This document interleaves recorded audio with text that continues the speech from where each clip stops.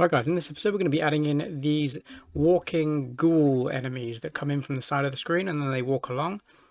They don't look too menacing, they just kind of walk along with their hands in the air, and then if they touch you, you die. So we're going to need to add a knockback and a way for the player to take damage. And they don't spawn in if the player is too far to the right of the screen, because you can see the wall there. So there's going to be a zone in the middle of the level where these things will spawn in. So let's add that in now. I'm Xanderwood. I make indie games and tutorials on game development. I also play your indie games every week on my channel. Make sure you subscribe and click that bell icon so you never miss a video. And a huge shout out to my new channel members and Patreon supporters: Jet Simon, Basic Terror, Enmark Games, Zan, Foozle CC, James Welsh, Olivia Bernier, Tor Alexanderson, Matt, Fan, Mario Lewis, Seth Coble, and Retro Galaxy. Okay guys, so coming back to my game, you can see that I've done a little bit of artwork off screen. Now all I've done is add in a background. So if I double click, this is just a tile background. It's currently called Tile Background 2. I'm going to rename it to Stone BG, and all I've done here is a 16 by 16, and this is what it looks like. So feel free to pause the video if you want to copy it exactly. I've just done a basic kind of cobblestone layout, if you like. It's quite basic. It's only got about 3 or 4 different tones in it. They're all in the grey, from kind of a darker blacky grey all the way to a kind of light for the highlights. And then I've made sure that, if you see here, the black line goes along too. I've kind of made sure they link up. The same at the top there. There's somewhere for it to link up at the bottom, just so that when it tiles, as you can see on the right there and the left there, and the same there, so when it tiles it matches perfectly. So you can see when it's tiled out it looks pretty good. If I play the game, that's it. That's all I've got. Obviously I've got the axe, which we can throw. The hearts don't do anything at the moment. Some of these candles are behind, in front of the player. We need to fix that. Budded candles at the top. And here. Some of these candles you can only reach with the axe. Again, you can put yours wherever you like. Obviously we've got the breakable block there, which will drop, I don't know the food it was in the actual game, but we'll see. I've changed the artwork on the door. I don't know if I did that last time. So I've just basically added in a little bit more detail on the door. Let me just double click and show you that one. If I zoom in, it's exactly the same animation. I've just jazzed it up a little bit with the colors. So we've got an open and a close, and again I've got the handle on the door there, and all I've done is added a bit of a shadow to it on the right hand side, and again when it's open, just a bit of a shadow there. And that's all I've done. I've made the collision trigger boxes invisible. So if you want to go ahead and pause and just add in that background, that's just a 116 by 16. Shouldn't take you too long to replicate that. And then we're going to get in with designing the enemies. So the enemies are going to be the same size as the player. So what I'm going to do is I'm going to right click, I'm going to duplicate the player just so I've got a base to start from, or right click and clone it, sorry. And then over here, I'm going to call this one Ghoul. Just double click in. Doesn't need an idle because he's never going to be standing still. Doesn't need a crouch, doesn't need stairs, doesn't need jump, doesn't need whip, doesn't need attack. All he needs is the walk with the hands in the air. Now, again, it's not going to be exactly the same as the other one, as the game, because I don't want to rip it off entirely. Again, I don't want to skip through all of the design stuff because I want it to be kind of a comprehensive tutorial, and they're going to have a bit of a hood. Again, what I like to do when I start doing the pixel art is just work with the basic colors and just block out exactly where I want everything to be. And then I add in the tone and the shade afterwards. But they do have their arms in the air the entire time. I'm just going to go ahead and delete the other frames of this one. They do have their arms in the air, so, and I got, obviously the contrast in here is terrible. We're going to need to change the contrast, but let's just put the arms in the air. Now the shoulder is going to be in the same place. So you think about the mechanics of the body, the shoulder's not going to move, but the arms are going to kind of come up here. But then that's going to take away the eye, which I don't want. So we're going to come up behind the eye.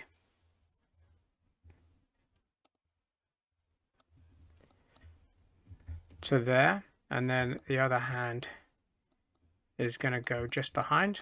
Like that. That's good. I quite like that. Now we need to do something about the robe. I think I'm going to make it, instead of a purpley color, like a beigey yellow color. And the feet, I think, are going to be coming out the bottom. And because the robe is, well, a robe, it's going to be like that at the bottom. Which, I think that's better. We need to go in between these two colors. They're a bit too, there's a bit too much difference between the two of them.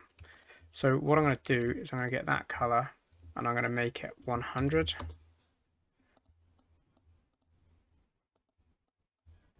And the good thing about doing that is you can double them up, so the more you click on them, the darker they get.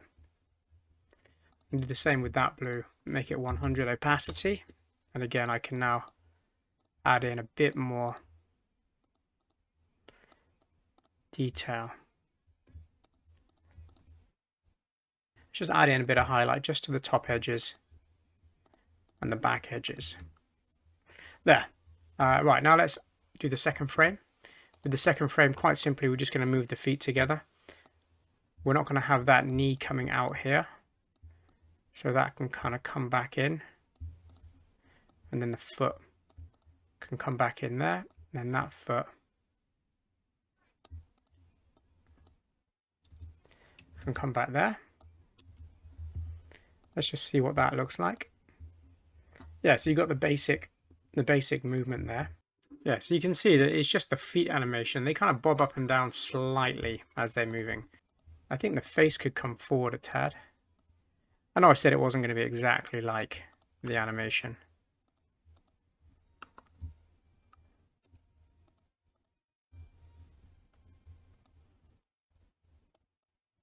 I'm going to make him 1 pixel taller when the feet are together.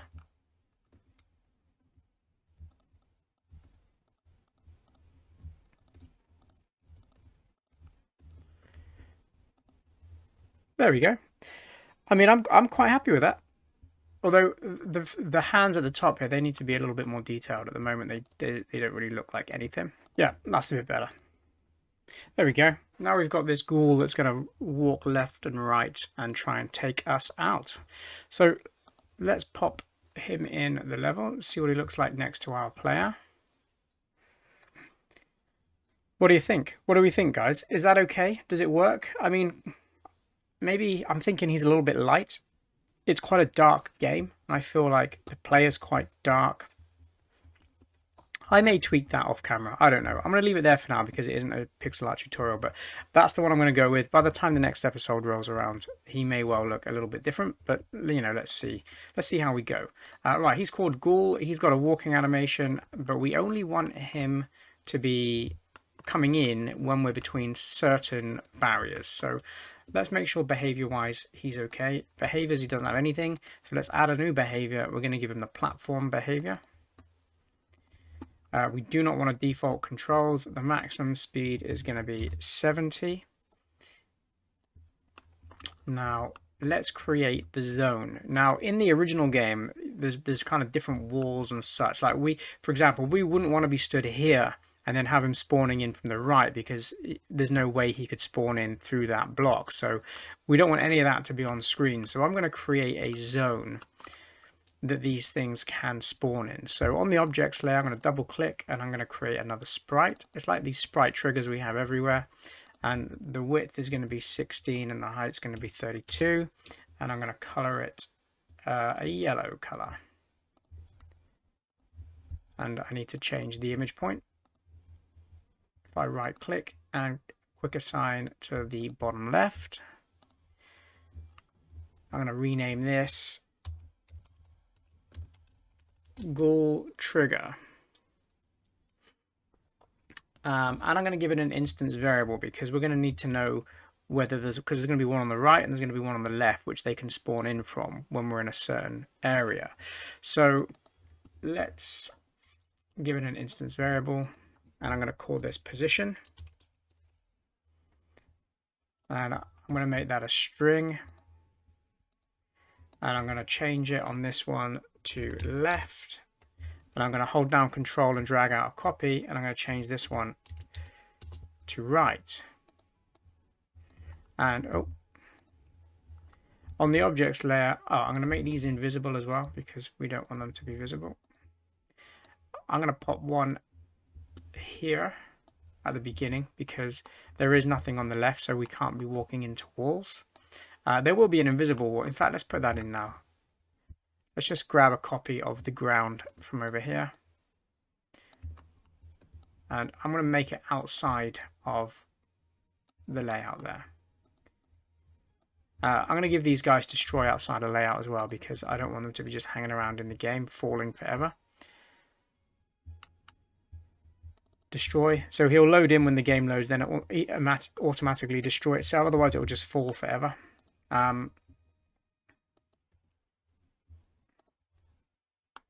So let's pop that one there. And then let's pop this one here. So these are going to be our spawn points. So we can set up, let's go to the event sheet now. Let's create another group that's going to control our enemies. In fact, it's probably worth putting all the enemies, I think, on a separate event sheet and then including it. So let's do that. Let's go and right click on event sheets and add an event sheet. And we're going to call this one enemies. And we're going to go back to the player events. I'm going to right click and I'm going to include that enemies. Like we did with the functions, I'm going to include it in the main event sheet. Now we can keep everything in one place here. So let's right click in the enemies and group. And we're going to call this one ghouls. So all the ghoul logic is going to be in this one specific group linked to the player events event sheet. So add an event to ghouls. And let's go system and let's go to every tick. And then let's say sub event, push B on the keyboard. Let's say, sorry, not every tick. Let's say every X seconds. And let's say every 2 seconds, sub event. And let's go ghoul trigger. And let's compare the instance variable. And let's compare the position. Just say left.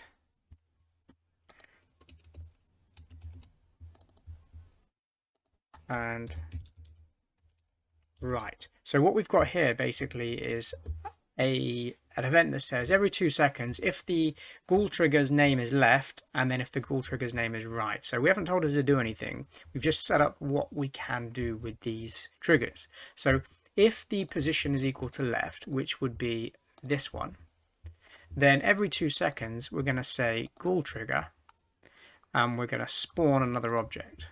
And that object is going to be the ghoul. And it's going to be on the player layer. No, the objects layer at image point 0. Now let's just check where the ghoul image point is, which is the middle. Now we're going to run into a problem here immediately because it's going to spawn it in at that bottom left image point, which will be there because the ghoul image point is in the middle. And that's going to make it get stuck on the rocks. So let's bring this one across to here. That way he's going to spawn in there, which will be absolutely fine. And then I'm going to drag that down, copy that, drag it down, holding control, and we're going to do the same thing on the right. Now, if I play this, nothing's going to happen. He's just going to spawn in 2 seconds.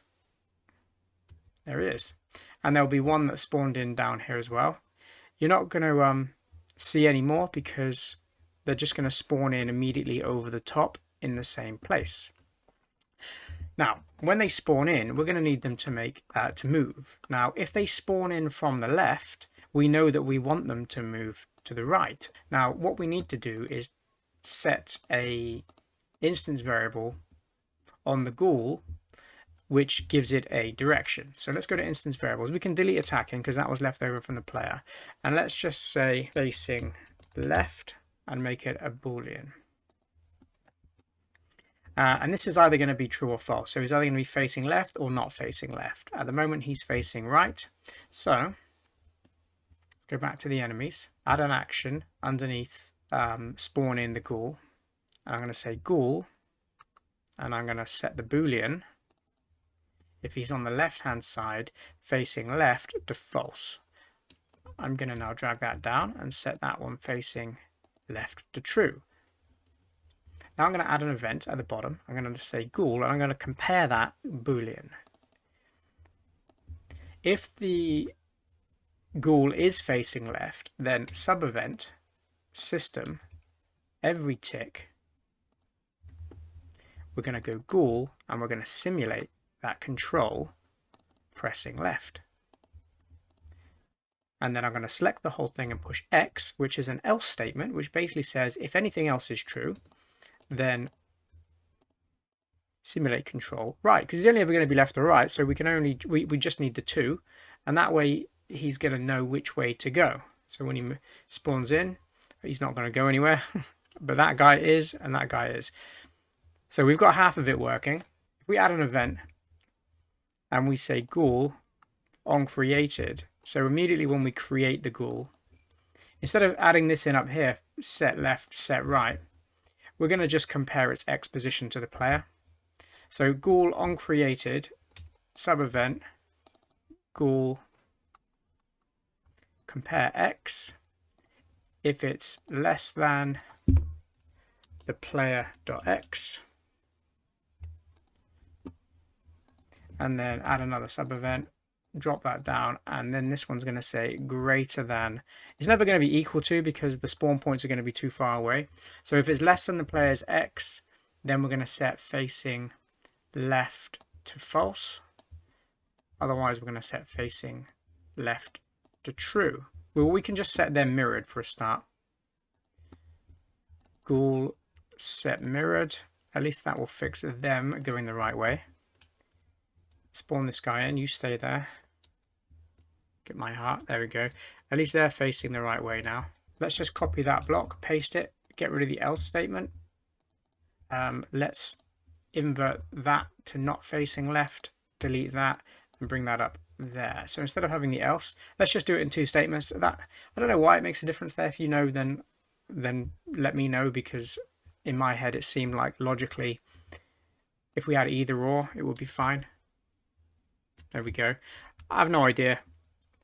Don't ask me. Okay.